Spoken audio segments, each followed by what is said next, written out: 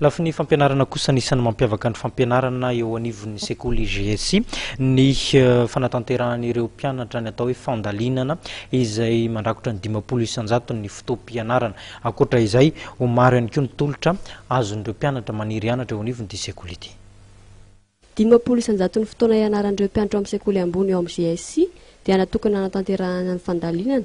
Anisan'ny ibahan-toerana izany amin'ny fampianarana ireo tanora. Raisin'ny sekoly tana ihany koa ny stage na ny fianaran-drarahan'ireo mpianatra rehetra amin'ny alalan'ny fiaraha-miasa amin'ny orinasa maro eto an-toerana. Tombony iray lehibe ihany koa ny fandraisana sy fiaraha-miasa ny sekoly oniversite any Kanada. Anisan'ny mampiavaka ny sekoly ny fisian'ny fanarahana ireo mpianatra izay nahavita fianarana amin'ny fitadiavana ny asa mifanaraka aminy. L'université GSI a des filières multimédia et communication habilité par l'État. L'université GSI Reriania nous habilité amin'ny filière io hatramin'izao fotoana izao. Dia ankoatran'izay koa misy partenariat amin'ny université any Laval ny Canada.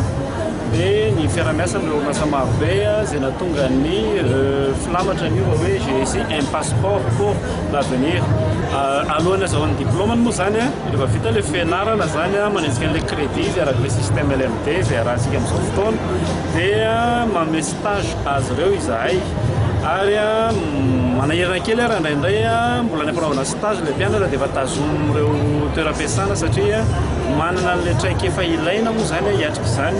Après an'izay efa azo diplôme dia mbola misy ihany zany ny assistance amin'ny mpianatra izay raisinay an-tanana satria ady amin'ny chômage moa zany no tena mahatonga ny université GSI miditra amin'ireo formation professionnelle habilité par l'État dia misy an'ireo partenaire eo amin'ny dizaine eo zany le partenaire sady efa nanaovan'ilay mpianatra stage no ankoatr'izay koa iasany dia ho an'ireo mpianatra rehetra moa zany afaka mametraka dossier izy amin'ny université GSI après nahazoany diplôme.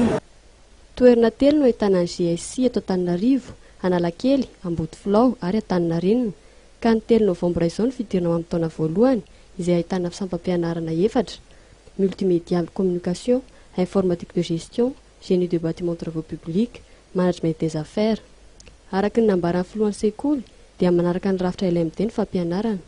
Mandritra ny salon des études supérieures eny Mahamasina dia isy ny tolotra manokana ho an'ireo izay tonga misoratra.